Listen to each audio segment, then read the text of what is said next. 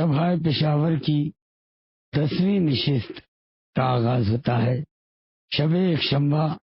سوم شعبان المعظم 1345 ہجری۔ رات ہوتے ہی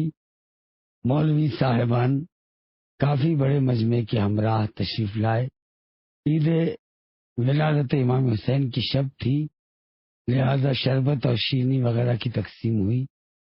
اس کے بعد ہم نے چاہا کہ مباحثے کا آغاز ہو کہ اتنے میں نواب عبد القیوم خان صاحب بھی تشریف لے آئے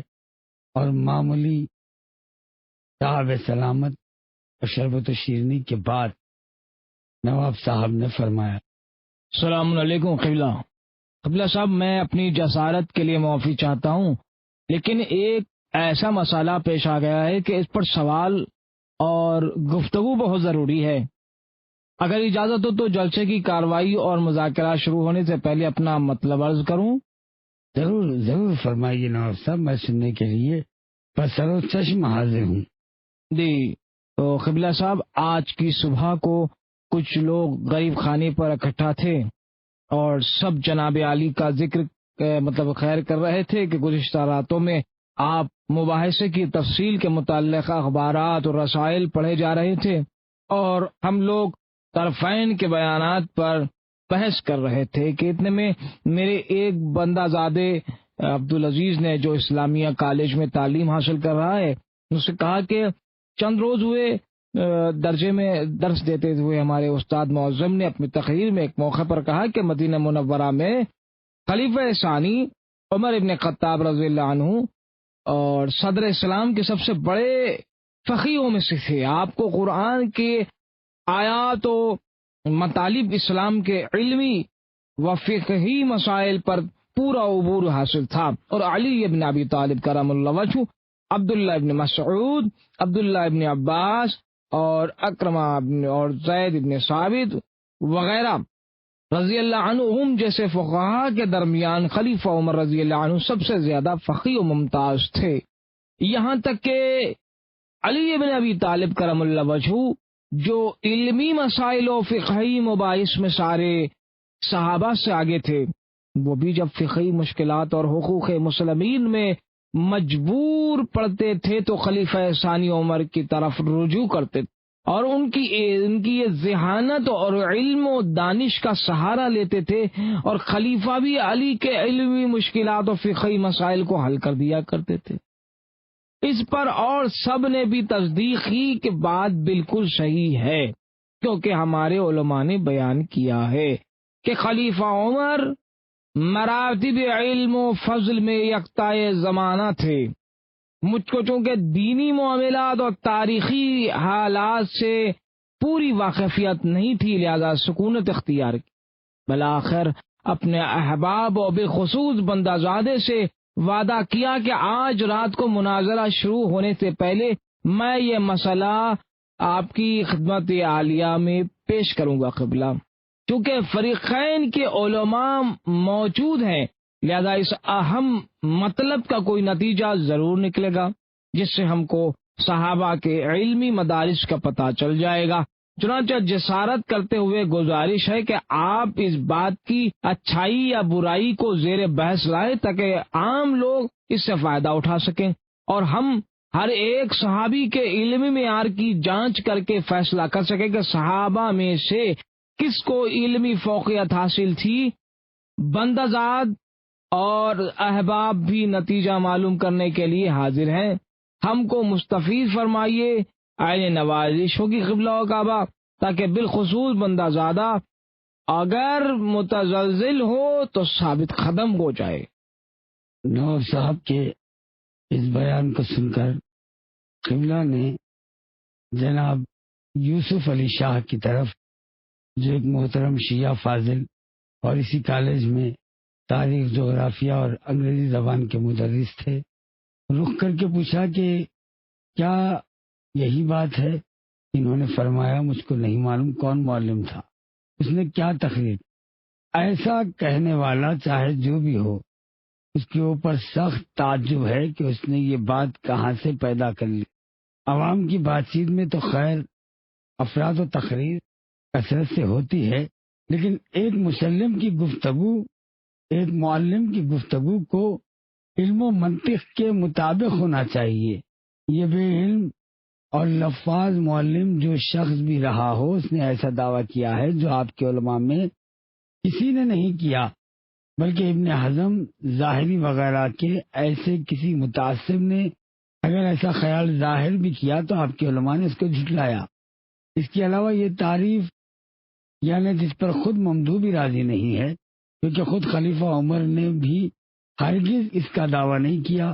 نیز آپ کے علماء نے کسی کتاب میں اس عقیدے کا اظہار نہیں کیا۔ جس محدث و مورخ نے خلیفہ ثانی عمر بن خطاب کے حالات میں کچھ لکھا، اس نے صرف ان کی چالاکی، ہوشیاری، سخت گیری اور سیاسی مہارت سے بحث کی ہے۔ ان کے علم کے موضوع پر اپنی کتابوں میں قطعاً کوئی بحث یا نبوت پیش نہیں کی، ورنہ خلیفہ کے حالات کی تشریح میں انہوں نے جو ابواب قائم کیے ہیں، انہی میں ایک باب ان کے علم کے لیے بھی ہونا چاہیے تھا۔ بلکہ حقیقت تو یہ ہے کہ اس قول کے برخلاف فریقین کی کتابوں میں پوری صراحت سے درج ہے کہ خلیفہ عمر علمی مسائل کی مہارت اور فقہی مدارس سے کوسوں دور تھے، اور اس قسم کے اتفاقات اور احتجاج کے مواقع پر علی، عبداللہ ابن مسعود اور دوسرے فقہائے مدینہ کا دامن تھامتے تھے۔ خصوصیت کے ساتھ ابن ابی الحدید نے نقل کیا ہے کہ عبداللہ ابن مسعود مدینے کے فقیہوں میں تھے، اور خلیفہ عمر کا اصرار تھا کہ عبداللہ ہمیشہ ان کے ساتھ رہے تاکہ جب ضروری موقع ہو اپنے اہم مراحل پیش ہوں اور ان سے فقہی سوالات کیے جائے تو عبداللہ ان کا جواب دے۔ شیخ صاحب اڑے ہوئے رنگ اور جھنجھلاہٹ کے ساتھ کہتے ہیں، کہاں اور کس کتاب میں لکھا ہے قبلہ؟ کیا کہتے ہیں آپ؟ ارے خلیفہ ثانی عمر رضی اللہ عنہ شرعی مسائل و علم فقہ سے جو دین کی بنیاد سے بے بہرا تھے، کیا کہہ رہے ہیں آپ؟ شیخ صاحب، پہلی گزارش یہ ہے کہ آپ ذرا نرم رہے اور غصہ گرمی سے کام نہ لیں۔ آج 10 راتیں ہو رہی ہے اور آپ نے ہر طرح کی باتیں کہی، صراحتاً و کنایتاً اہانتیں کی اور ہم کو کافر و مشرک اور اہل بدعت کہا، لیکن میں قطعاً بے قابو نہیں ہوا اور نہ غیظ و غضب کا اظہار کیا، بلکہ دلیل و ریحان کے ذریعے آپ کی اہانتوں کو رد کر کے شیعہ قوم کی صفائی دی۔ آپ کے پاس بھی اگر کوئی منطقی جواب ہے تو سامنے لائیے اور مجھ کو خاموش کیجیے۔ زیرک اور دانا اہل علم کے لیے دلیل و برہان کے مقابلے میں ہٹ دھرمی مناسب نہیں ہے، اور خواہ مخواہ کے طیش و اغیار کو مذاکرہ اڑانے کا موقع ملتا ہے۔ دوسری چیز یہ کہ آپ کو غلط فہمی ہوئی ہے، میں نے یہ نہیں کہا کہ خلیفہ عمر بالکل بے بہرا تھے، بلکہ عرض یہ کیا کہ علمی اور فقہی مسائل پر عبور نہیں رکھتے تھے، اور یہ بھی فقط دعویٰ ہی دعویٰ نہیں بلکہ کہتا ہوں اور اس کو ثابت کر دکھاؤں گا۔ کیا دلیل ہے کہ آپ کی اس مقصد پر کہ خلیفہ عمر رضی اللہ عنہ مسائل فقہ اور احکام دین میں کمزور تھے؟ شیخ صاحب، ہماری دلیل بے شمار روایتیں ہیں جو ہماری اور آپ کی معتبر کتابوں میں نقل ہوئی ہے، جن کو خود آپ کے بڑے بڑے مورخین نے درج کیا ہے۔ اس کے علاوہ خلیفہ کا وہ اقرار و اعتراف ہے جو انہوں نے ایسے مواقع پر بارہا کہا ہے۔ اگر وہ روایتیں آپ کی نظر میں ہیں تو پھر بیان کیجئے تاکہ مطلب واضح ہو، بات ہی ختم ہو جائے گی۔ شیخ صاحب، چند روایتیں جو اس وقت میرے پیش نظر ہے۔ مجھ میں نہیں آتا آپ لوگ کیسے کہتے ہیں ہمارے خلیفے کے خلاف۔ جی ہاں، وہی تو کہہ رہا ہوں، روایتیں موجود ہے اور وہی عرض کیے دیتا ہوں، سچا فیصلہ آپ حضرات کی رائے پر چھوڑتا ہوں۔ مثلاً ایک عورت کا عمر کو لاجواب کر دینا۔ آپ کے اکابر علماء جیسے جلال الدین السیوطی نے تفسیر در منصور جلد دوم صفحہ 133 میں، کون سی جلد کہی آپ نے؟ دوسری جلد در منصور کی اور صفحہ 133 میں، اسی طرح ابن کثیر نے اپنی تفسیر، اور دوسرا حوالہ ہے ابن کثیر، انہوں نے اپنی تفسیر کے جلد اول صفحے 468 میں، اور ضیاء اللہ زمخشری نے تفسیر کشاف کے جلد اول صفحے 357 میں، اور فاضل نشاپوری نے تفسیر غرائب القرآن جلد اول ضمن سورہ نساء. اسی طرح امام قرطبی نے اپنی تفسیر کے جلد پنجم صفحہ 99 میں، اور اسی طرح علامہ خزوینی نے سنون میں جلد اول صفحہ 583 میں، اور اسی طرح قسطلانی نے ارشاد الساری شرح صحیح بخاری کے جلد 8 صفحہ 57 میں، اور اسی طرح امام متقی ہندی نے کنز العمال کے جلد 8 صفحہ 298 میں، اور حاکم نشاپوری نے اپنی مستدرک کے جلد 2 صفحہ 177 میں، اور ابو بکر باقلانی نے 199 صفحے پر اپنی کتاب کے لکھا، اور ساتھ ہی کشف الخلفاء جلد اول صفحہ 270 میں دیکھے، اور قاضی شوکانی نے فتح القدیر کے جلد اول صفحہ 207 میں، ذہبی نے تلخیص مستدرک میں، اور ابن ابی الحدید نے شرح نہج البلاغہ میں، ان تمام علماء کرام نے جو آپ کے مذہب کے اکابر علماء ہیں متفقہ طور پر اپنی اپنی کتابوں پر اسناد صحیح کے ساتھ لکھا ہے، اور اس کی تصدیق بھی کی ہے. مختلف طریق سے الفاظ و عبارات کے ساتھ صحت کی تصدیق کرتے ہوئے نقل کیا ہے کہ ایک روز خلیفہ عمر نے اصحاب کے سامنے خطبہ دیتے ہوئے اعلان کیا کہ جو شخص عقد کرے گا اور اپنی زوجہ کا مہر 400 درہم سے زیادہ رکھے گا تو میں اس پر حد جاری کروں گا، اور مہر کا وہ اضافہ اس سے لے کر مسلمانوں کے بیت المال میں داخل کر دوں گا. ایک عورت مجمع سے آواز دی ایک عورت نے کہ عمر تمہاری بات زیادہ قابل قبول ہے یا اللہ تعالیٰ کا کلام. دیکھیں یہ اتنے حوالوں کے ساتھ اس روایت کو پیش کر رہا ہوں. جب انہوں نے یہ کہا کہ اگر کوئی 400 درہم سے زیادہ مہر دے گا تو میں اس پر حد جاری کر دوں گا اور اضافہ مہر کو بیت المال میں داخل کروں گا، تو مجمع سے ایک عورت اٹھی اور کہنے لگی کہ اے عمر تمہاری بات زیادہ قابل قبول ہے یا اللہ تعالیٰ کا کلام؟ عمر نے کہا یقیناً خدا کا کلام. اس عورت نے کہا کہ خدا تعالیٰ سورہ نساء کی آیت نشان 24 میں فرماتا ہے کہ اگر تم کسی عورت کو چھوڑ کے دوسری عورت کے ساتھ عقد کرنا چاہو اور ان میں سے کسی کو مہر میں زیادہ مال دے دیا تو اس میں سے کچھ بھی واپس نہ لو. عمر یہ آیت اور اس عورت کی حاضر جوابی سن کر مبہوت ہو گئے اور کہا کہ تم سب عمر سے زیادہ فقی اور مسائل سے واقف ہو، یہاں تک کہ گھروں میں بیٹھنے والی پردہ نشین عورتیں بھی. اس کے بعد پھر ممبر سے واپس آ گئے اور کہا کہ اگرچہ میں نے تم کو منع کیا 400 درہم سے زیادہ عورتوں کا حق مہر مقرر نہ کرو، لیکن اب اجازت دیتا ہوں اگر چاہو تو اپنے مال میں سے معینہ مقدار سے زیادہ ان کو دے دو، اس میں کوئی حرج نہیں. اس روایت سے ظاہر ہوتا ہے کہ خلیفہ عمر قرآن اور احکام فقیہ پر کوئی عبور نہیں رکھتے تھے، ورنہ ایسی تقریر نہ کرتے اگر واقف کار عورت سے لاجواب ہو جائے. یعنی عورت نے ٹھیک کہا اور مرد نے غلطی کی. نہ قبلہ نہیں بات یہ نہیں ہے، بلکہ خلیفہ کا مطلب یہ تھا کہ مہر کی کمی میں لوگوں کو سنت کی پیروی پر مجبور کریں. اگرچہ شرعاً زیادہ مہر مقرر کرنا جائز ہے، لیکن ایسا نہ کرنا بہتر ہے تاکہ مجبور اور محتاج لوگوں کو پریشانی نہ ہو. اس وجہ سے کہا تھا کہ ازواج رسول اللہ صلی اللہ علیہ وسلم کے مہر سے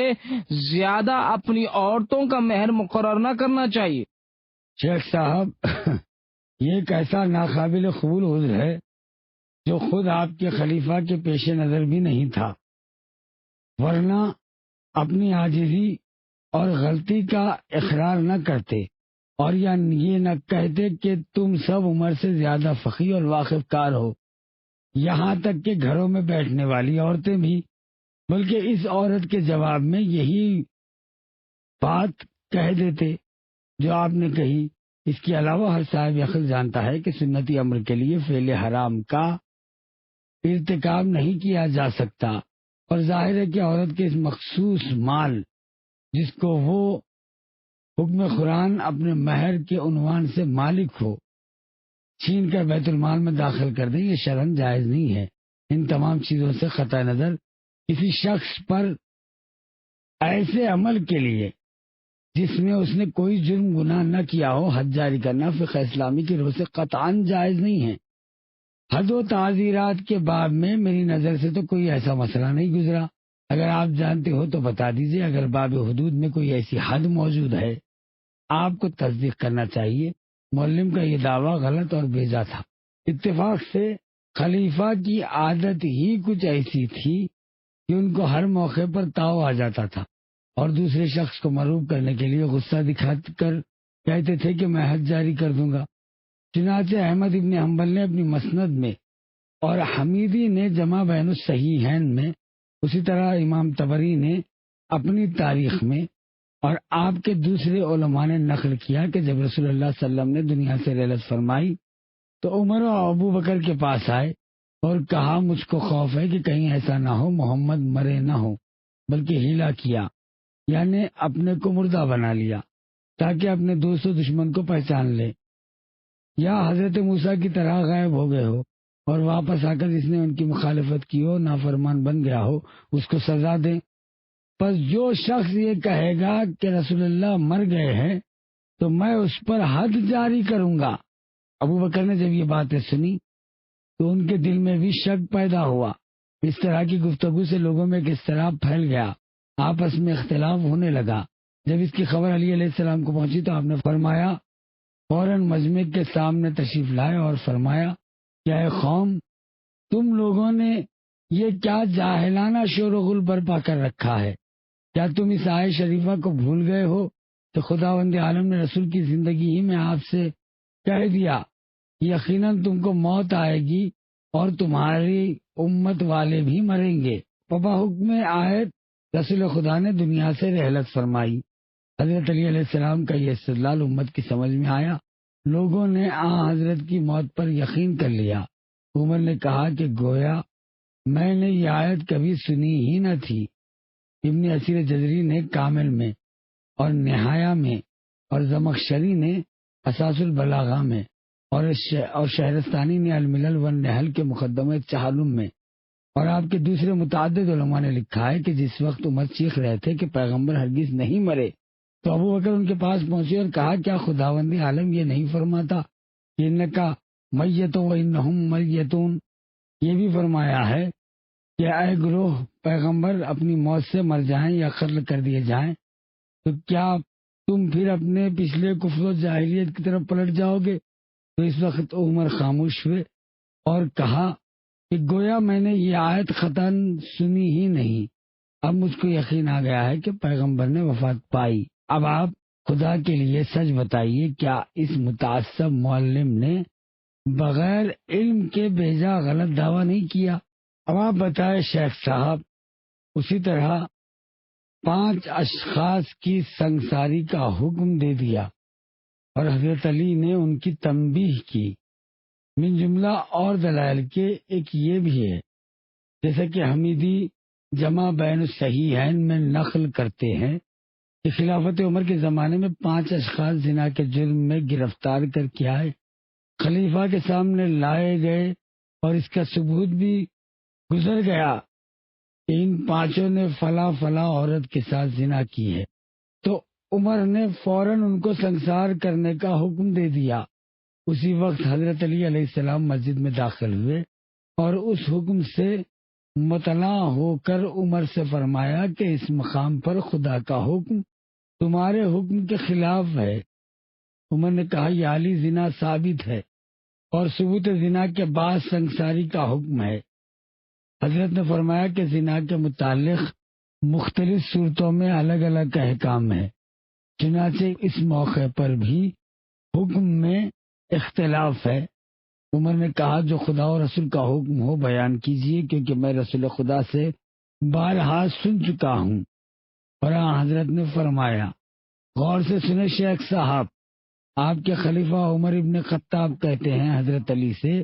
کہ آپ قرآن و حدیث سے فیصلہ کیجیے، کیونکہ میں نے بارہا حضرت کو فرماتے ہوئے سنا کہ علی تم سب سے زیادہ عالم اور تم سب سے بہتر فیصلہ کرنے والے۔ حضرت نے حکم دیا کہ وہ 5 اشخاص لائے جائیں پہلے ایک شخص حاضر کیا گیا تو حکم دیا کہ اس کی گردن مار دی جائے، اور دوسرے کو سنسار کا حکم دیا۔ تیسرا آیا تو اس کو 100 تازیانے لگوائے،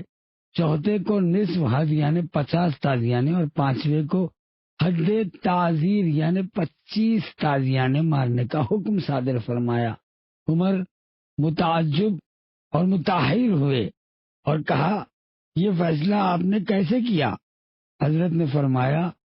پہلا شخص کافر ذمہ تھا جس نے مسلمان عورت سے زنا کی تھی، لہذا وہ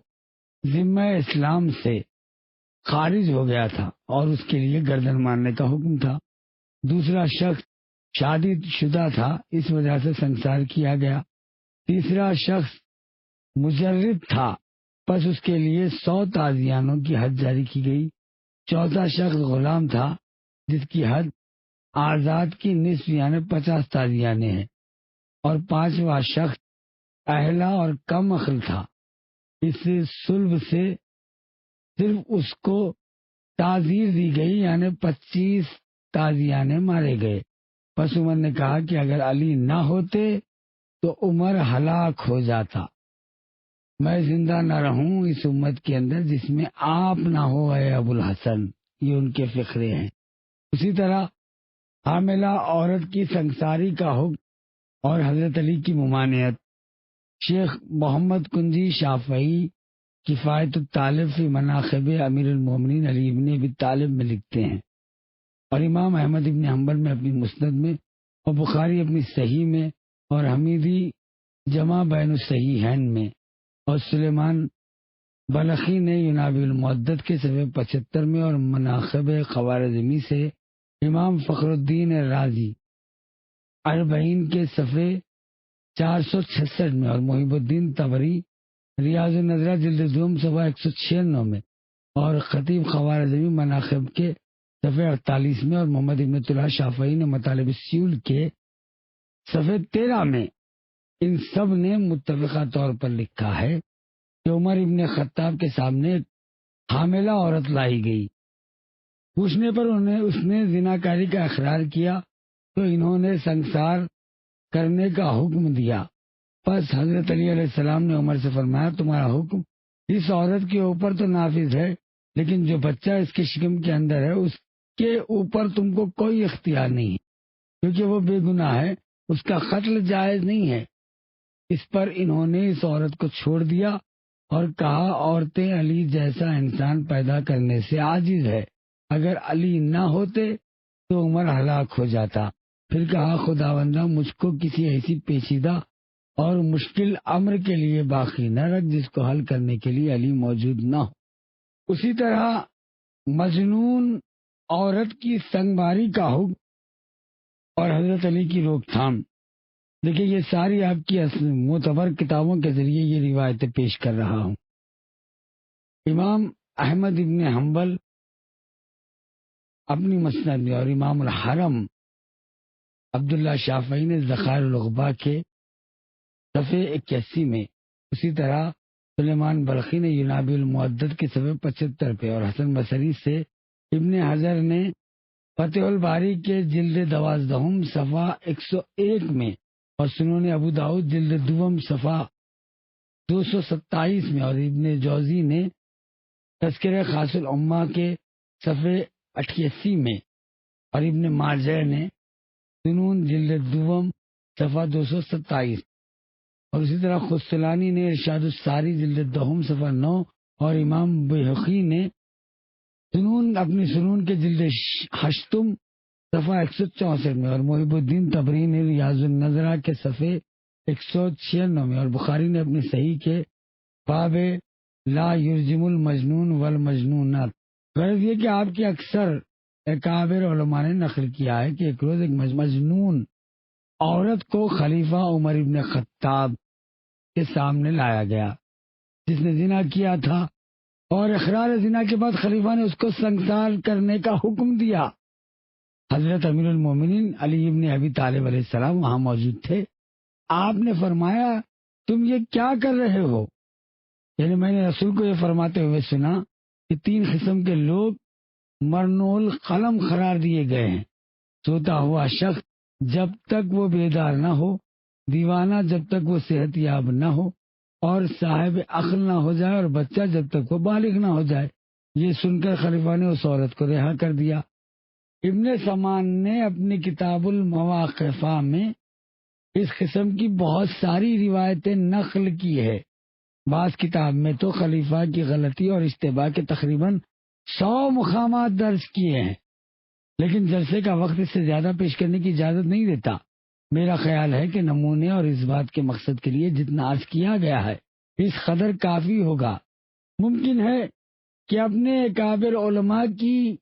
نقل کی ہوئی یہ روایتیں سننے کے بعد آپ حضرات تسلیم کریں گے کہ جس بے خبر معلم نے ایسی بات کہی ہے وہ علم سے بالکل بے بہرا انسان ہے۔ اس نے محض تعصب اور عناد کے ماتحت یہ بیان دیا ہے۔ قطعاً اس سے دلیل کا مطالبہ کرنا چاہیے، کیونکہ وہ ہرگز اس پر کوئی دلیل قائم نہیں کر سکتا۔ اور جو کچھ فریقین کے نزدیک مسلم ہے وہ یہ ہے کہ سارے اصحاب رسول کے درمیان کوئی شخص امیر المومنین علی ابن ابی طالب علیہ السلام سے زیادہ عالم، فقیہ اور کامل نہیں تھا، جیسا کہ نور الدین صباغ مالکی نے فصوص المہمہ کے فصل سوم صفحہ 17 میں بسلسلہ حالات حضرت علی لکھا ہے کہ علی علیہ السلام کا علم و فضل اور منصب و خزاوت کیا تھا۔ یعنی ابن صباغ مالکی کہتے ہیں کہ اس فصل میں علی علیہ السلام کے علوم کا تذکرہ من جملہ ان کے علم فقہ جو لوگوں کا مرجع اور حلال و حرام کا سر چشمہ ہے، پس یقیناً حضرت علی علیہ السلام کے غواص احکام اور حقائق سے آگاہ تھے۔ اس کے دشوار مسائل آپ کے لیے آسان اور اس کے بلند مطالب آپ کے لیے پیش نظر تھے۔ اسی وجہ سے رسول اللہ نے فرمایا آپ کو سب کے مقابلے میں یہ علم و فضل سے روایت کی ہے کہ جب رسول اللہ نے صحابہ کی ایک جماعت میں سے ہر ایک کو کسی نہ کسی فضیلت کے ساتھ تخصیص کی تو علی کو علم و قضاوت کے ساتھ خصوصیت دی اور فرمایا علی تم سب لوگوں سے بہتر فیصلہ اور حکم دینے والے ہیں۔ اسی طرح محمد طلحہ شافعی مطالب السیول میں اس کے صفحے 22 پر آپ دیکھ سکتے ہیں فرمایا ہے کہ رسول خدا نے کہا کہ علم کے سارے انواع و اقسام کو دوسروں کے علاوہ حضرت علی علیہ السلام کے اندر جمع فرمایا ہے، اس لیے کہ قضاوت کا حق اسی شخص کو حاصل ہے جو علاوہ کمال عقل، زیادتی، تمیز، ذہانت و ذکاوت کے صحب و غفلت سے دور ہو اور جملہ علوم کے اندر پوری مہارت رکھتا ہو۔ اور حدیث کے اندر افعال التفصیل کا صیغہ مکمل طور سے اس مقصد کو ثابت کرتا ہے کہ اس کے بعد بہت سے دلائل تشریح کے ساتھ بیان کیے ہیں۔ علی علیہ السلام تمام امت سے زیادہ عالم اور فاضل و افضل تھے۔ بتائیے شیخ صاحب۔ دیکھیے آپ بہت بے لطفی کی بات کر رہے ہیں، ایک خلیفے کو ایسی نسبت دیتے ہیں۔ آیا یہ ممکن ہے کہ خلیفہ رضی اللہ عنہ دین کے احکام و مسائل میں دھوکہ کھا گئے ہوں؟ یہ بے لطفی میری طرف سے نہیں ہے، بلکہ خود آپ کے بڑے بڑے علماء نے حقیقت کا انکشاف کیا اور اپنی معتبر کتابوں میں درج اور شائع کیا ہے۔ اگر ممکن ہو تو ذرا اشتباہ کے واقعات اسناد کے بیان فرمائیے تاکہ سچ اور جھوٹ کا پول کھل جائے اور تہمت لگانے والا ذلیل و خوار ہو جائے۔ شیخ صاحب ان کے اشتباہ کے واقعات بہت ہے اور ایسے تقریباً 100 مواقع کتابوں میں درج ہے، لیکن اس وقت جو میرے پیش نظر ہے ان میں سے بلحاظ وقت صرف ایک نمونہ عرض کرتا ہوں، وہ ہے تیمم کے بارے میں اشتباہ اور غلط حکم۔ مسلم ابن حجاج نے اپنی صحیح میں باب تیمم میں اور حمیدی نے جمع بین الصحیحین میں اور امام احمد ابن حنبل نے اپنی مسند کے جلد 4 صفحہ 225 پر اور امام بیہقی نے اپنی سنن اول صفحے 209 میں، اسی طرح ابو داود نے اپنی سنن کے جلد اول صفحہ 53 میں اور ابن ماجہ نے اپنی سنن کے جلد اول صفحے 200 میں اور امام نسائی نے اپنی سنن کے جلد اول صفحے 59 تا 61 اور آپ کے دوسرے اکابر علماء نے مختلف طریقوں سے الفاظ کے فرق کے ساتھ نقل کیا ہے کہ خلافت عمر کے زمانے میں ایک شخص ان کے پاس آیا، ایک عجیب روایت، اور کہا کہ میں جنب ہو گیا اور غسل کے لیے پانی نہیں مل سکا، ایسی صورت میں نہیں جانتا کہ مجھ کو کیا کرنا چاہیے۔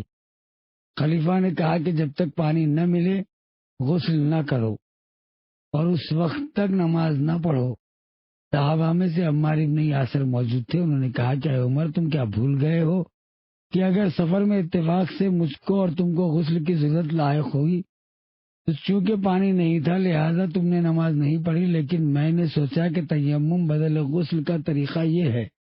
کہ سارے جسم پر مٹی مل لی جائے، لہذا اپنے کل بدن پر خاک مل کے نماز پڑھ لی۔ جب رسول خدا کی خدمت میں حاضر ہوا تو حضرت نے مسکراتے ہوئے فرمایا کہ تیمم کے لیے اس قدر کافی ہے کہ ہاتھ کی دونوں ہتھیلیوں کو ایک ساتھ زمین پر مار کر دونوں ہتھیلیاں ملا کر پیشانی پر ملی جائے، اس کے بعد بائیں ہتھیلی سے داہنی ہتھیلی کی پشت دست پر اور پھر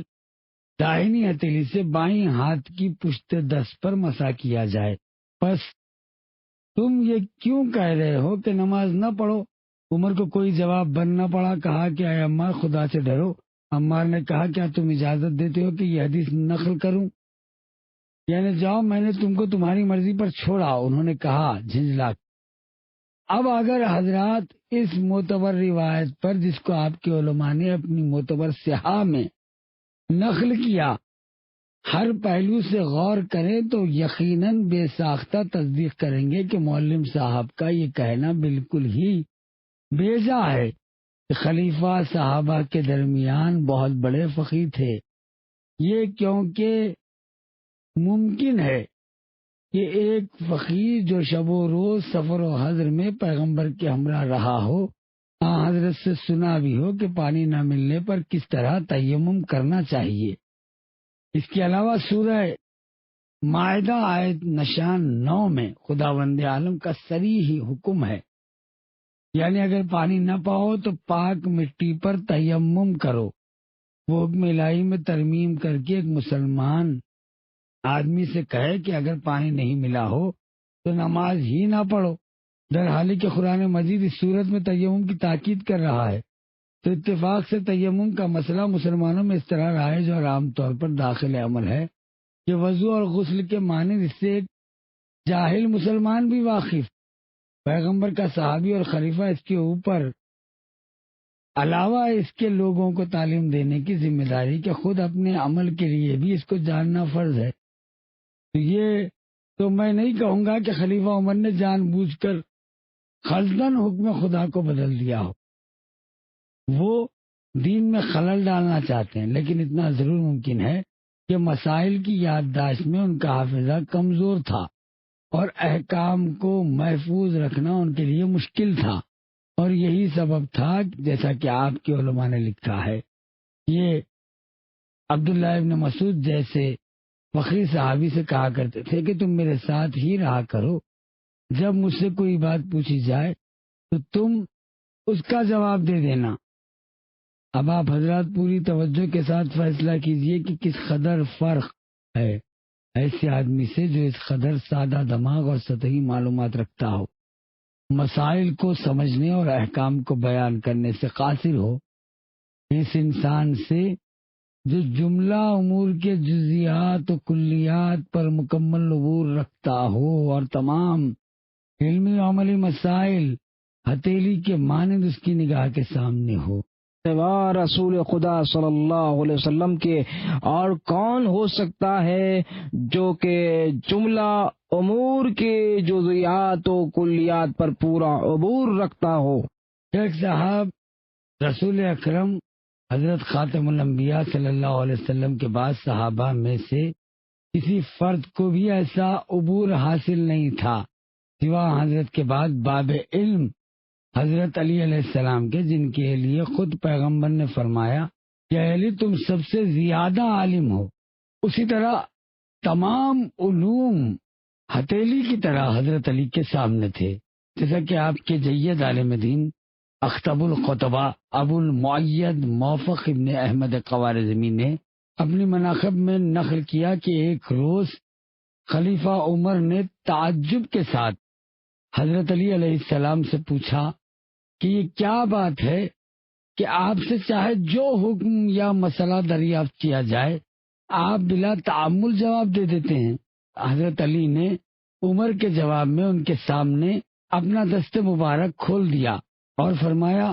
میرے ہاتھ میں کتنی انگلیاں ہیں؟ انہوں نے فوراً کہا 5۔ حضرت علی نے فرمایا کہ تم نے غور و تأمل کیوں نہیں کیا؟ تو عمر نے جواب دیا کہ غور و تأمل کی ضرورت ہی نہیں تھی کیونکہ 5 انگلیاں میری نظر کے سامنے تھی۔ حضرت علی نے فرمایا کہ بس اسی طرح تمام مسائل اور احکام اور علوم میری نظر کے سامنے ہیں، لہذا بغیر کسی غور و تأمل کے فوراً سوالات کے جوابات دے دیا کرتا ہوں۔ صاحبان انصاف، کیا یہ بے شعوری نہیں ہے کہ محض جانبداری اور بغض و عناد کی بنا پر یہ بے لگام اور بے انصاف معلم میں کتنی بڑی درسگاہ میں بغیر کسی دلیل و برہان کے ایسی محمل باتیں کرے اور ناواقف نوجوان کو یہ کہہ کر مغالطہ دے کہ ایسا عالم جو سارے علوم کا جامع اور رسول اکرم کا باب علم تھا وہ اپنے مشکلات میں خلیفہ عمر کی طرف رجوع کرے۔ حضرت علی کی طرف سے معاویہ کا دفاع بھی ملاحظہ کر لے۔ اس وقت مجھ کو ایک روایت یاد آ گئی جو پیش کیے دیتا ہوں۔ ابن حجر مکی جیسے متعصب عالم نے سواق محرقہ کے باب 11 مقصد پنجم صفحہ 110 میں آیت 14 کے ذیل میں لکھا ہے کہ امام احمد ابن حنبل نے روایت کی اور نیز سید علی حمدانی نے مودۃ القربہ میں اور ابن ابی الحدید نے شرح نہج البلاغہ میں نقل کیا، ایک شخص نے معاویہ سے کوئی سوال کیا، انہوں نے کہا کہ اس کو علی سے پوچھو کیونکہ وہ سب سے زیادہ جاننے والے ہیں۔ عرب نے کہا کہ میں تمہارے جواب کو علی کے جواب سے زیادہ پسند کرتا ہوں۔ معاویہ نے کہا تو نے بہت بری بات کہی ہے، اس لیے کہ تو نے اس شخص سے کراہت کی ہے جس کو رسول اللہ نے علم کی پوری تعلیم دی ہے اور یقینی طور پر جس کے لیے فرمایا کہ تم کو مجھ سے وہی نسبت ہے جو ہارون کو موسیٰ سے تھی۔ فرق یہ ہے کہ میرے بعد کوئی نبی نہ ہوگا، اور عمر جس وقت کسی مشکل میں پھنستے تو اس کا حل علی ہی سے دریافت کرتے تھے۔ اس کو کہتے ہیں الفضل ما شہادت باعداء، یعنی فضیلت وہی ہے جس کی دشمن بھی گواہی دے۔ علی علیہ السلام کی شان میں آپ کے سب سے بڑے دشمن معاویہ ہی کی شہادت کافی ہے اس مقصد کو ثابت کرنے کے لیے، اور یہ کیا کم ہے جس کو عام طور سے آپ کے اکابر علماء نے اپنی معتبر کتابوں میں مثلاً نور الدین صباغ مالکی نے فصول المہمہ میں اور محمد ابن طلحہ شافعی نے مطالب السیون میں اور امام احمد ابن حنبل نے اپنی مسند میں اور اختب خوارزمی نے اپنی مناقب میں لکھا کہ خلیفہ عمر ابن خطاب نے 70 مرتبہ کہا الگ الگ مقامات پر لولا علی لہلک عمر، اگر علی نہ ہوتے تو عمر ہلاک ہو گیا ہوتا، بلکہ صاف صاف اقرار کیا کہ اگر مشکلات اور مصائب میں نیز دشوار مسائل کا جواب دینے کے لیے علی موجود نہ ہو تو کام نہیں چل سکتا، اور اگر علی نہ ہوتے تو عمر ہلاک ہو جاتا۔ اپنے عز اور علی کی مشکل کشائی کے لیے عمر کا اعتراف نور الدین صباغ مالکی نے فصول المہمہ کے صفحے اول کی فصل سوم صفحہ 18 میں روایت کی ہے کہ لوگ ایک شخص کو خلیفہ کے عمر کے پاس لائے اور مجمع کے سامنے ان سے پوچھا اصبحت، تم نے کس حال میں صبح کی؟ اس نے کہا اثبت احبل فتنہ تو اقرا الحق و ازدخ الیہود و نصارا ومن بما علم ارا اخربا لم یخلقو، یعنی میں نے اس حالت میں صبح کی کہ فتنے کو دوست رکھتا ہوں، حق سے کراہت کرتا ہوں اور یہود و نصارہ کی تصدیق کرتا ہوں، بن دیکھی چیز پر ایمان رکھتا ہوں، جو چیز خلق نہیں اس کا اقرار کرتا ہوں۔ عمر نے حکم دیا کہ جا کے علی علیہ السلام کو بلا لاؤ۔ جس وقت امیر المومنین تشریف لائے تو یہ قصہ آپ کے سامنے بیان کیا گیا۔ آپ نے فرمایا کہ اس نے صحیح کہا، اس نے جو یہ کہا کہ فتنے کو دوست رکھتا ہوں تو اس سے مال اور اولاد مراد ہے، کیونکہ خدا تعالیٰ نے قرآن میں فرمایا کہ سوائے اس کے کہ تمہارے اموال و اولاد فتنہ اور ذریعہ معاش ہے۔ حق سے کراہت کرنے میں اس کی مراد موت ہے، جیسا کہ قرآن نے کہا کہ موت کی سختی اور بے ہوشی حق و حقیقت کے سامنے آ پہنچی۔ اور یہود و نصارہ کی تصدیق کا مطلب یہ ہے کہ خداوند عالم کا ارشاد ہے کہ یہود نے کہا کہ نصارہ حق پر نہیں ہے، اور نصارہ نے کہا کہ یہود حق پر نہیں ہے، یعنی دونوں فرقے ایک دوسرے کی تکذیب کرتے ہیں۔ لہذا یہ عرب کہتا ہے کہ میں دونوں فرقوں کی تصدیق کرتا ہوں، یعنی دونوں کی تکذیب کرتا ہوں۔ یہ کہنے کا مقصد بن دیکھی چیز پر ایمان رکھتا ہوں، یہ ہے کہ خدا کی ذات پر ایمان رکھتا ہوں۔ رہا یہ کہنا کہ ایسی چیز کا اقرار کرتا ہوں جو خلق نہیں ہوئی، تو اس سے قیامت مراد ہے جو ابھی پیدا نہیں ہوئی ہے۔ میں خدا کی پناہ چاہتا ہوں اس مشکل امر سے جس کے لیے علی نہ ہو۔ یہ عمر نے فوراً کہا۔ اسی قصے کو بعض علماء نے، جیسے محمد ابن یوسف شافعی نے کفایت الطالب کے باب 57 میں اور دوسرے طریقے سے مزید تفصیل کے ساتھ روایت حذیفہ ابن یمان سے خلیفہ عمر سے نقل کیا۔ اس قسم کے مراحل ابو بکر و عمر کے زمانے خلافت میں بکثرت پیش آئے، جن میں ابو بکر و عمر جواب سے عاجز ہو گئے۔ حضرت علی نے جواب دے دیے۔ خصوصیت کے ساتھ جس وقت علماء یہود و نصارہ مادی میں اور نیچری لوگ آتے تھے اور مشکل مسائل دریافت کرتے تھے تو حضرت علی ہی تھے جو ان کی گتھیوں کو حل فرماتے تھے۔ غرض یہ کہ آپ کے اکابر علماء اقرار کے مطابق، جیسا کہ بخاری و مسلم نے اپنی صحیحین میں اور نیشاپوری نے اپنی تفسیر میں اور ابو مغازلی نے اپنی مناقب میں اور محمد ابن طلحہ نے مطالب السیول میں اور حافظ ابن حجر نے ابطال الباطل میں اور محب الدین طبری نے ریاض النظرہ میں، جس کی جلد دوم صفحہ 84 میں، اور ابن اسیر جزری نے اسد الغابہ فی معرفت الصحابہ جلد 4 صفحہ 22 میں، اسی طرح ابن عبد البر نے استیاب کے جلد دوم صفحے 474 پر اور جلد سوم کے صفحے 39 میں، ابن کثیر نے اپنی تاریخ جلد ہفتم صفحے 369 میں، اور ابن قتیبہ دینوری جو 276 ہجری کے مورخ ہے،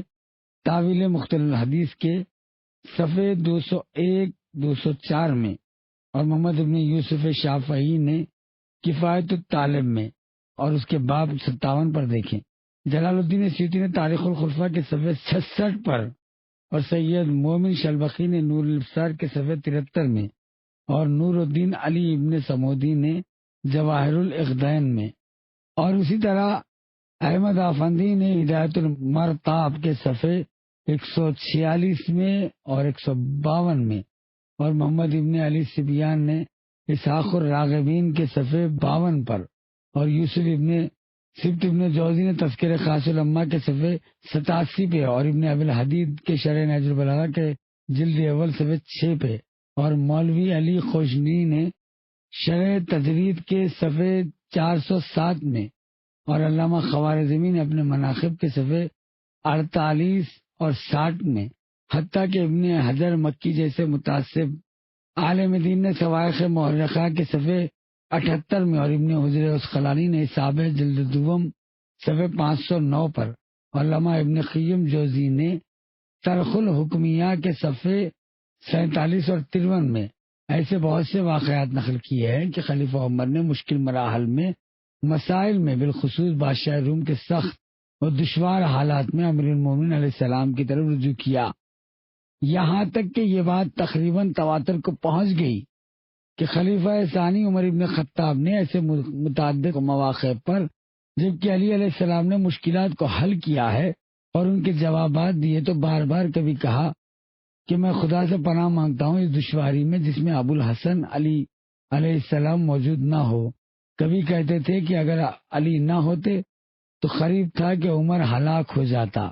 اس بے خبر اور بے لحاظ معلم کی تقریر کے برخلاف ابن مغازلی شافعی مناقب میں اور حمیدی جمع بین الصحیحین میں لکھتے ہیں کہ خلفاء تمام مراحل میں علی سے مشورہ کرتے تھے اور دین و دنیا کے امور میں مرکز فتویٰ علی علیہ السلام تھے۔ خلفاء آپ کے الفاظ و ہدایت کو توجہ سے سنتے تھے، ان پر عمل کرتے تھے اور فائدہ اٹھاتے تھے، جیسا کہ مختصر طور پر عرض کیا گیا۔ پس ہر صاحب بصیرت پر ظاہر و آشکار ہے۔ دیگر کلامات اور نصوص احادیث سے قطع نظر خود یہی منقول قضا اور احکام و اشارات جو ان حضرت سے صادر ہوئے آپ کی امامت و ولایت اور دوسروں کے اوپر آپ کے حق تقدم کے لیے دلیل کامل ہے، کیونکہ علمیت علی منصب خلافت کے لیے اولا و حق تھے، کیونکہ علمیت خود ہی الوہیت کی بہت بڑی دلیل ہے، بالخصوص جبکہ اس کے ساتھ دوسرے صفات کمالیہ وابستہ ہوں، جیسے سورہ یونس کی آیت ہے، کیا جو شخص حق کی طرف ہدایت کرتا ہے وہ پیروی کا زیادہ حقدار ہے یا دشمن وہ شخص جو خود ہی ہدایت نہیں پاتا جب تک کہ دوسرا اس کو راہ نہ دکھائے؟ پس تم کو کیا ہو گیا، تم کیسے حکم لگاتے ہو؟ یعنی جو شخص طریقہ ہدایت کا عالم ہو خطاً وہ لوگوں کا حاکم اور رہنما بننے کے لیے اولا اور سب سے زیادہ مستحق ہے، نہ کہ وہ شخص جو راہ ہدایت سے جاہل اور اس کا محتاج ہو۔ اور وہ دوسرا ہدایت رہنمائی کی یہ آیت شریفہ اس بات کی مضبوط دلیل ہے کہ افضل کے اوپر مفضول کو مقدم کرنا جائز نہیں ہے، اور ہم نے خلافت و امامت، دینی دنیاوی ریاست عامہ اور جانشینی رسول میں اس عقلی قاعدے کے ماتحت چنانچہ آیت نشان 13 سورہ 39 سورہ زمرد میں استحفام تقریری و انکاری کے طور پر ارشاد ہے، یعنی آیا صاحبان علم و دانش جیسے حضرت علی علیہ السلام اور جاہل و نادان لوگ برابر ہیں؟ ہرگز نہیں۔ تو جناب علی انصاف سے فیصلہ کیے ہونا چاہیے کہ آپ کو خدا کا واسطہ عادت اور تعصب کو چھوڑیے اور منصفانہ فیصلہ کیجیے۔ کیا یہ انصاف تھا کہ ایک ایسی بزرگ ہستی کو جس کے ہر شے کے ظاہری و باطنی حالات پر علمی عبور اظہر من الشمس ہے، اور اس پر تمام علماء فریقین بلکہ غیروں کا بھی اتفاق ہے، جس کے لیے رسول اکرم نے وصیت فرمائی، بالکل برطرف کر دیا جائے؟ کیا حضرت کو برطرف کرنے اور آپ سے کنارہ کشی کرنے میں سازشیں اور سیاست کام نہیں کر رہی تھی؟ اگر آپ امت رسول اور صحابہ کرام میں کوئی فرد ایسا ڈھونڈ کر نکال سکتے ہوں جس کو پیغمبر نے اپنا باب علم امام المتقین سید المرسلین فرمایا ہو تو امر خلافت میں ضرور اس کو مقدم کیجیے گا، اور اگر سوا علی ابن ابی طالب علیہ السلام کے ان بلند صفات کا حامل کوئی دوسرا نہ مل سکے تو بعد رسول سب سے بڑا عالم، ساری امت سے زیادہ عابد و زاہد و متقی و پرہیزگار ہو تو باحکم عقل آپ کو تصدیق کرنا ہوگا کہ علی امام برحق ہے، رسول اللہ کے وصی اور خلیفہ ہے، اور تمام امت سے زیادہ اس بزرگ منصب کے لائق ہیں، اور قطعاً ایسی بلند شخصیت کا محروم اور الگ کر دیا جانا محض سیاسی داؤ پیش کا نتیجہ ہے۔ شیخ صاحب دیکھیے، سیدنا علی کرم اللہ وجہہ کے جو علمی اور عملی فضائل و مناقب جناب نے بیان کیے، ان پر سب کو اتفاق ہے، اور سوا چند ہٹ دھرمی اور تعصب و عناد سے کام لینے والے جاہل خارجیوں کے کسی نے اس حقیقت سے انکار نہیں کیا ہے۔ لیکن یہ بھی مسلم ہے کہ سیدنا علی کرم اللہ وجہہ نے خود ہی بررضا و رغبت خلفاء رضی اللہ عنہم کی خلافت کو قبول کیا اور ان کے مرتبے کی برتری اور حق تقدم کو مان لیا، لہذا ہم کو کیا پڑی کہ بقول آپ کے مدعی سست و گواہ چست کے مستاق بنے اور 1300 سال کے بعد غم و غصہ دکھائیں اور آپس میں لڑیں کہ اجماع امت نے ابو بکر و عمر و عثمان رضی اللہ عنہم کو کیوں پسند کیا اور علی کو مطلب یہ کہ کیوں مقدم رکھا، ان خلفاء کو علی پر کیوں مقدم رکھا۔ کیا خبات ہے کہ اگر ہم لوگ آپس میں صلح صفائی کے ساتھ رہیں اور جس چیز کی تاریخ نے خبر دی ہے اور جس کی آپ کے علماء بھی عام طور پر تصدیق کرتے ہیں کہ رسول خدا صلی اللہ علیہ وسلم کے بعد ابو بکر و عمر و عثمان رضی اللہ عنہم ایک کے بعد دیگر نے مسند خلافت پر بیٹھے، ہم بھی برادرانہ طریقے سے آپس میں علی کرم اللہ وجہ کے مرتبے کی برتری، علمی اور عملی افضلیت اور رسول اللہ صلی اللہ علیہ وسلم کے ساتھ آپ کی قرابت کا لحاظ رکھتے ہوئے ایک دوسرے کے ساتھ عملی تعاون کریں۔ اور جس طرح ہمارے چاروں مذاہب باہم متحد ہیں، اسی طرح شیعہ مذہبی اتحاد رکھے۔ ہم سیدنا علی کرم اللہ وجہ کے علم و عمل کی عظمت سے قطعاً انکار نہیں کرتے، لیکن آپ خود تصدیق کریں گے کہ سن کی بزرگی، سیاسی سوجھ بوجھ، ہوشیاری اور دشمنوں کے مقابل تحمل و بردباری کی حیثیت سے یقیناً ابو بکر رضی اللہ عنہ مقدم تھے، اور اسی وجہ سے اجماع اس کے ذریعے مسند خلافت پر متمکن ہوئے، کیونکہ علی کرم اللہ وجہ ابھی نوعمر جوان تھے اور خلافت کی قدرت اور طاقت نہیں رکھتے تھے۔ چنانچہ 25 سال کے بعد بھی جب خلیفہ ہوئے تو سیاست نہ جاننے کی وجہ سے اس قدر خوریزیاں اور ساری باف برپا ہوئی۔ کیا کہیں گے اب آپ بتائیے قبلہ صاحب؟ شیخ صاحب، آپ نے کئی جملے ایک دوسرے سے ملا کر ارشاد فرما دیے، لہذا ضرورت ہے کہ اپنی تیار کی ہوئی اس یادداشت کی روح سے ہر ایک کو الگ الگ کر کے جواب عرض کروں۔ اول، آپ نے فرمایا کہ حضرت امیر المومنین علیہ السلام نے اپنی خواہش و رغبت سے سر تسلیم کیا اور خلفائے ثلاثہ کی خلافت پر راضی ہوئے۔ اس مقام پر مجھ کو ایک واقعہ یاد آ گیا جس کو مثال کے طور پر پیش کر دینا مناسب ہوتا ہے۔ سابق زمانے میں جب ایران کے راستوں اور گزرگاہوں میں بد امنی پھیلی ہوئی تھی اور زائرین اتباعت عالیات کی آمد و رفت میں سخت زحمت پیش آتی تھی، تو زائرین کا ایک قافلہ واپسی میں رہزنوں کے چنگل میں پھنس جاتا تھا، اور وہ لوگ ان کو گرفتار کر کے ان کا مال و متاع لوٹ پر آپس میں تقسیم کر رہے تھے۔ اتنے میں کسی زائر کا ایک عدد کفن ایک بوڑھے قزاق کے ہاتھوں میں پڑا۔ اس نے کہا کہ حضرات زائرین، یہ کفن کس کا ہے؟ زائر نے کہا کہ میرا ہے۔ لٹیرے نے کہا کہ میرے پاس کفن نہیں ہے، لہذا یہ کفن مجھ کو بخش دو تاکہ حلال ہو جائے۔ زائر نے کہا کہ میرا سارا مال تمہارا، لیکن یہ کفن مجھ کو واپس کر دو، کیونکہ میری زندگی کا آخری زمانہ ہے اور میں نے اپنا یہ لباس آخرت بڑی زحمت سے مہیا کیا، یہ میری تمناؤں کا سرمایہ ہے۔ قزاق نے ہر چند اصرار کیا، لیکن زائر نے یہی کہا کہ میں اپنا یہ حق کسی کو نہیں بخشوں گا۔ لٹیرے نے تازیانہ نکال کے زائر کے سر اور چہرے پر مارنا شروع کیا اور کہا کہ میں یہاں تک ماروں گا کہ تم مجھ کو یہ کفن بخش دو اور کہہ دو کہ یہ حلال ہے۔ بیچارے بوڑھے کو اس قدر مارا کہ وہ بے بس ہو کر چیخنے لگا، جناب حلال ہے، حلال ہے، حلال ہے، ماں کے دودھ سے بھی زیادہ حلال ہے۔ یقین ہے کہ آپ معاف فرمائیں کہ کیونکہ مثل میں کوئی عیب نہیں ہے، اور اس کا مقصد صرف دماغوں کو متوجہ کرنا مطلب کی وضاحت ہوا کرتا ہے۔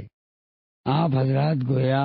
گزشتہ راتوں کے بیانات بالکل بھول ہی گئے جن میں نے مضبوط تاریخی دلائل اور ابن ابی الحدیث، جوہری، طبری، بلازری، ابن قتیبہ، مسعودی وغیرہ کے ایسے آپ کے اکابر علماء کی شہادتوں کے ساتھ ثابت کیا۔ حضرت علی علیہ السلام کے گھر پر آگ لے گئے خلفائے ثلاثہ، آپ کو ننگے سر اور بغیر رضا کے جبرن کھینچتے ہوئے مسجد میں لے گئے۔ آپ کے سامنے برہنہ تلوار کھینچ کر کہا بیعت کرو ورنہ تمہاری گردن مار دیں گے۔ خدا کے لیے انصاف سے بتائیے، کیا رضا و رغبت کے معنی یہی ہے؟ اگر شور و غل اور ہنگامہ و فساد برپا کر کے گھر میں آگ لگا کے ضرب شمشیر کے زور سے اور قتل کی دھمکی دے کے بجبر بیعت لینے کا مطلب اپنی خواہش اور رضامندی سے بیعت کرنا ہوتا، تو پھر جبرن و کراہن زبردستی کی بیعت کیسے ہوتی؟ انشاءاللہ گھر واپس جانے کے بعد اگر آپ رسائل و اخبارات کے صفحات نگاہوں سے انصاف سے پڑھیں گے اور گزشتہ شبوں میں ہم نے مقرر جو دلائل پیش کیے ہیں ان پر غور کریں گے تو قطعی طور پر تصدیق کریں گے کہ رضا و رغبت کا کوئی سوال ہی نہیں تھا۔ یہاں یہ ہو سکتا ہے کہ اسی قزاق کی طرح مار مار کے زبردستی ہم سے کہا لیجیے گا کہ ہاں راضی تھے، دوسرے آپ نے فرمایا ہم کو کیا پڑی ہے کہ 1300 سال کے بعد اس مسئلے پہ غور کریں، آپس میں لڑائی جھگڑا کریں۔ تو اول تو ہم نے کسی سے لڑائی جھگڑا نہیں کیا اور نہ ایسا کریں گے، بلکہ حملوں اور اعتراضات کے جواب میں مجبوراً دفاع سے کام لیتے ہیں۔ یہ حضرات اہل سنت ہی ہیں، ہم شیعوں کی جان کو اٹکے ہوئے ہیں اور ہماری جان و مال کو مباح سمجھتے ہیں۔ جس وقت وہ ناواقف عوام کے سامنے ہم کو مشرک، کافر اور بدعتی کہہ کے غلط فہمی پھیلاتے ہیں تو ہم بھی مجبوراً مقابلے پہ آ کے ثابت کرتے ہیں کہ ہم مشرک و کافر نہیں ہیں، بلکہ مومن اور موحد خالص ہیں اور اپنے اس پاکیزہ عقیدہ توحید پر فخر کرتے ہیں۔ دین کا اندھا سودا نہ کرنا چاہیے۔ دوسرے، میں قبل کی راتوں میں عرض کر چکا ہوں کہ دینی عقائد و تقلیدی نہیں ہوتے، جیسا کہ تاریخ بتا رہی ہے۔ خلفائے اربعہ میں جس طریقے سے آپ نے بیان کیا، جب حاکم بن گئے تو ہم بھی آنکھ بند کر کے اسلاف کی عادات و طریقوں کے پابند ہو کر سر تسلیم خم کر دیں۔ لہذا عقلی و نقلی دلیلوں سے بالکل ثابت اور محقق ہے کہ اصول عقائد کو تقلیدی نہیں بلکہ تحقیقی ہونا چاہیے۔ میں پھر عرض کرتا ہوں کہ جب ہمارے اور آپ کے جمہور امت کے مورخین یہ لکھ چکے ہیں کہ وفات رسول کے بعد امت دو گروہوں میں بٹ گئی، ایک فرقہ کہتا تھا کہ ابو بکر کی پیروی کرنا چاہیے اور ایک جماعت کا قول تھا کہ حضرت علی حق کے ساتھ ہے۔ جب رسول اللہ مسلمانوں سے حضرت علی کے لیے بیعت لے چکے ہیں اور یہ فرما چکے ہیں کہ علی کی اطاعت میری اطاعت ہے اور علی کی مخالفت میری مخالفت ہے، تو حضرت کے حزب الحکم حضرت علی کی اطاعت و پیروی فرض ہے،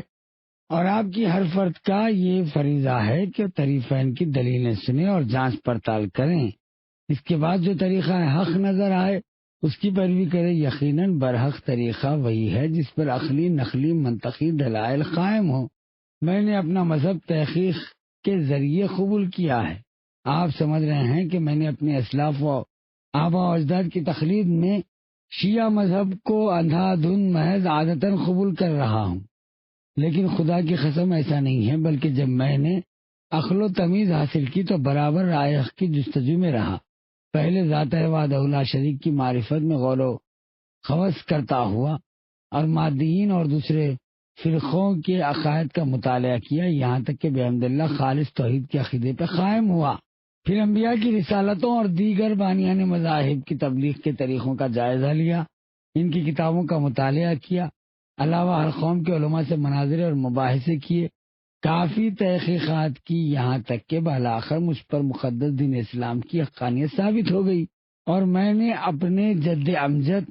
حضرت رسول خدا محمد ابن عبداللہ علیہ السلام کو دلیل و برہان کے ساتھ خاتم الانبیاء مانا۔ اسی طرح بعد پیغمبر کے طریقے میں اپنے اسلاف اور آبا و اجداد کی اندھی تقلید نہیں کی، بلکہ فریقین شیعہ سنی کے دلائل کی ایک باریک بینی اور غیر جانبداری کے ساتھ جانچ کی اور خلاف کی صدہا کتابوں کا گہرا مطالعہ کیا۔ میں خدا کو گواہ کر کے کہتا ہوں کہ میں نے امیر المومنین حضرت علیہ السلام کی حقیقت، ولایت و خلافت کو عاقلانہ غور و فکر کے ساتھ بڑے بڑے علماء اہل سنت کی معتبر کتابوں سے اخذ کیا، اور منصب و امامت و خلافت کے سلسلے میں یہ کہہ سکتا ہوں میں نے اس بارے میں جس قدر سنی علماء کو خاص کر کتابوں کا مطالعہ کیا ہے، اتنا شیعہ علماء کی کتابوں پر غور نہیں کیا، اس لیے کہ اس بات امامت میں جو دلیل علماء شیعہ کی کتابوں میں درج ہے وہ اکابر علماء اہل سنت کی کتابوں میں بدرجہ اتم موجود ہیں۔ بات دراصل یہ ہے، آپ حضرات آیات و اخبار کے دلائل کا سطحی مطالعہ کرتے ہیں، لیکن ہم گہری نظر ڈالتے ہیں۔ آپ کے علاوہ اپنے بزرگوں کی پیروی میں ہر آیت اور ہر حدیث کی جو حضرت امیر المومنین علیہ السلام کے ثبوت میں نص صریح ہے، مضحکہ خیز تعویلیں کر کے اس کو ایک فرضی مطلب پر محمول کرتے ہیں۔ لیکن جو شخص بھی بڑے بڑے سنی علماء کی کتابوں کا غائرانہ مطالعہ کرے وہ ہماری طرح بے اختیار کہہ اٹھے گا اشہد ان علی ولی اللہ و خلیفۃ رسول اللہ و حجت علی خلقہ۔ تیسرے، آپ کا ارشاد بہتر ہے کہ ہم مورخین کے بیان کی پابندی کرتے ہوئے ابو بکر، عمر، عثمان کو علی علیہ السلام پر مقدم سمجھے تو یہ عمل عقلی اور نقلی قواعد کی روح سے غیر ممکن ہے، کیونکہ انسان کو حیوان کے مقابل میں عقل و علم اور غور و فکر ہی کی قوتوں سے امتیاز ہے۔ آنکھ بند کر کے اسلاف کی پیروی نہیں کی جا سکتی ہے۔ مثلاً اگر کسی عالم اور فقیہ کا انتقال ہو جائے اور چند بازاری لوگ جمع ہو کر ایک جاہل محض یا لسان آدمی کو اس کی جگہ بٹھا کر اس کے علم و فقہ کا ڈنکا پیٹنے لگے، تو کیا تمام انسانوں کا فرض ہو جائے گا کہ اس فقیر نما جاہل یا لسان شخص کی تقلید کریں؟ خصوصاً اگر تحقیق اور امتحان کے موقع پر یہ ثابت ہو جائے کہ فقاہت کی مسند پر بیٹھنے والا اس علم سے بالکل کورا ہے، تو عقل و نقل کے حکم سے اس کی تقلید قطعاً حرام ہے، کیونکہ عالم کی موجودگی میں جاہل کو مقدم کرنا جائز نہیں ہے۔ پس جب علاوہ صریح نصوص کہ آپ کے اکابر علماء کی روایتوں اور قاعدوں کی روح سے حضرت علی علیہ السلام کا علمی حق ثابت ہو گیا، تو امر خلافت میں آپ کا حق محفوظ اور عقل و نقل کے ذریعے نزدیک مسلم اور باب علم رسول ہونے کے بعد آپ سے انحراف عقلی و نقلی دونوں حیثیتوں سے مذموم ہے۔ البتہ تاریخی واقعات کی حیثیت سے ہم تصدیق کرتے ہیں کہ وفات رسول کے بعد ابو بکر 2 سال 3 ماہ، پھر عمر 10 سال اور ان کے بعد عثمان 12 سال کی مدت تک مسند خلافت پر بیٹھے، اور ہر ایک نے اپنے اپنے وقت میں کچھ کام انجام دیے، لیکن یہ تمام باتیں عقل و نقل اور دلیل و برہان کو منسوخ نہیں کرتی، جس سے ہم باب علم میں رسول حضرت علی علیہ السلام کو واقعی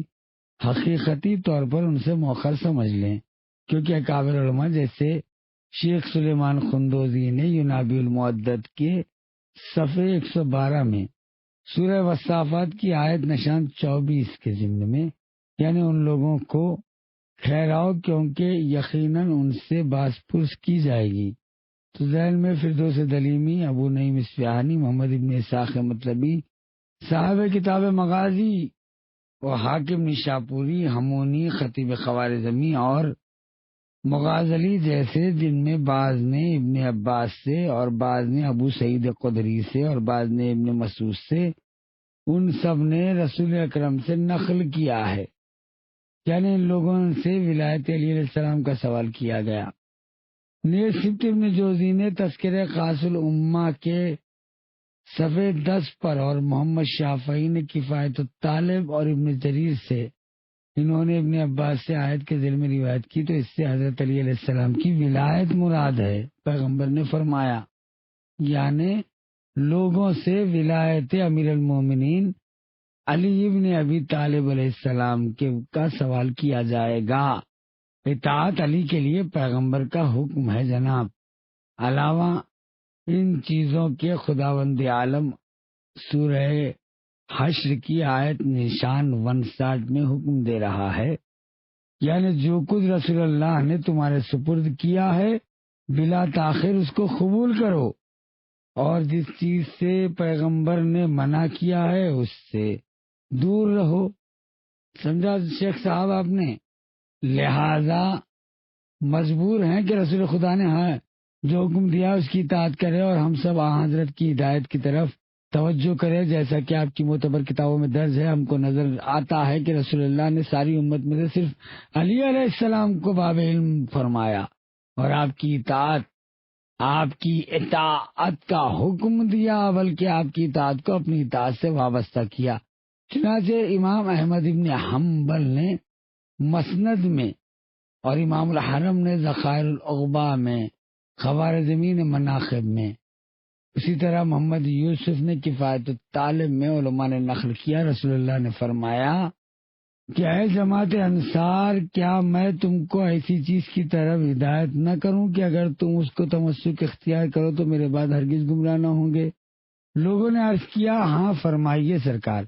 حضرت نے فرمایا کہ یہ علی ہیں، پس ان کو دوست رکھو، ان کی تعظیم و تکریم کرو، ان کی پیروی کرو، کیونکہ یقیناً یہ قرآن کے ساتھ ہے، قرآن ان کے ساتھ ہے،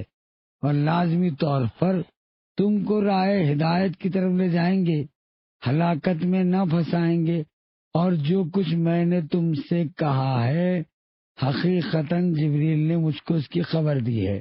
آپ ہی کے کابر علماء نے یہ روایت ہم تک پہنچائی، جیسا کہ گزشتہ کسی شب میں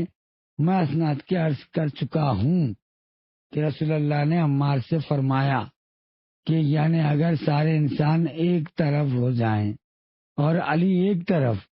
تو علی کے راستے پر چلو اور لوگوں کا راستہ چھوڑو۔ مختلف مقامات اور مختلف اوقات میں بارہا ارشاد ہوا ہے کہ جس نے علی کی اطاعت کی اس نے در حقیقت میری اطاعت کی، اور جس نے میری اطاعت کی، جس کو میں گزشتہ راتوں میں اسناد کے ساتھ تفصیل کر چکا۔ اس قسم کی حدیثیں آپ کی معتبر کتابوں میں بھری پڑی ہیں اور تواتر مانوی کی حد تک پہنچ گئی ہیں۔ حضرت نے اس کا حکم دیا ہے کہ علی کے پیرو بنو، علی کے راستے پر چلو، دوسروں کا راستہ ترک کرو، لیکن اس کے برعکس آپ کی کتابوں میں ایک حدیث بھی ایسی نظر آئی جس میں رسول اللہ نے فرمایا کہ میرے بعد راہ ہدایت کے رہبر یا میرے باب علم اور میرے وسیع خلیفہ ابو بکر یا عمر یا عثمان ہیں۔ اگر آپ نے کچھ حدیثیں ایسی دیکھی ہے جو موضوع ایک طرفہ اور بکری اور اموی گروہوں کی گڑی ہوئی نہ ہو تو مہربانی کر کے ان کا پتہ دیجیے، میں انتہائی ممنون ہوں گا۔ بتائیے کوئی ایسی حدیث ہے آپ کے پاس؟ ہاں، تو اس صورتحال کے باوجود آپ کہتے ہیں کہ ہم علی علیہ السلام کو جو بارشاد رسول حضرت کے باب علم، ہادی برحق اور پیغمبر کے وسیع و خلیفہ چوتھے درجے میں رکھے۔ حضرت نے آپ کی اطاعت اور مطابعت اور پیروی کے لیے جس قدر تاکیدی احکام صادر فرمائے ہیں ان سے آپ کی کتابوں پر ہیں۔ ان سب سے چشم پوشی کر کے بھیڑیا دہستان تاریخی عمل درآمد کر کے پیچھے لگ جائیں اور ان اشخاص کی پیروی کریں جن کے بارے میں متفق علیہ احادیث کے اندر رسول اللہ کی کوئی ہدایت موجود ہی نہیں۔ کیا یہ ہر ممکن ہے؟ اور اگر ہم اس راستے پر چلے تو کیا عقل و نقل کے سامنے ہمارا مضحکہ نہ اڑ جائے گا؟ خدا کے یہاں ہم سے باز پرس نہ ہوگی؟ کیا آپ کی بات پر عمل کر کے ہم رسول اللہ حضرت کے احکام کی مخالفت میں گرفتار نہ ہو جائیں؟ ان امور کا فیصلہ ہم آپ حضرات کے شعور اور جذبہ انصاف پر چھوڑتے ہیں۔ علماء اہل سنت ہم سے ہم آہنگی نہیں چاہتے ہیں۔ چوتھے، آپ نے فرمایا کہ مذاہب اربع حنیفی، مالکی، حنبلی، شافعی کے مانند ہم بھی آپ کے ساتھ مل کے رہے تو یہ بھی ہونے والا نہیں ہے، کیونکہ آپ کے لوگ بغیر کسی برہان و دلیل کے شیعوں اور اطرت اہل بیت رسول کے پیرووں پر تہمت و افترا کر کے ان کو رافضی و مشرک اور کافر کہتے ہیں، اور بدیہی چیز ہے کہ مشرک و مومن کے درمیان حقیقی اتحاد ممکن نہیں ہے، ورنہ تمام حنفی، مالکی، حنبلی، شافعی برادران اہل سنت کے ساتھ اتحاد و اتفاق رکھنے اور عملی تعاون کرنے کے لیے ہم دل سے تیار ہیں۔ البتہ شرط یہ ہے کہ استدلال کے ساتھ مذہبی عقائد اور حقائق کو واضح کرنے میں ہم اور آپ سب آزاد رہیں اور ایک دوسرے کی کوئی مزاحمت نہ کریں۔ جس طرح چاروں مذاہب کے پیرو اپنے عمل میں آزاد ہے، اسی طرح اطرت پیغمبر کا اتباع کرنے والا شیعہ بھی اپنے اعمال میں آزاد ہے۔ لیکن جب ہم دیکھتے ہیں کہ آپ کے مذہب کے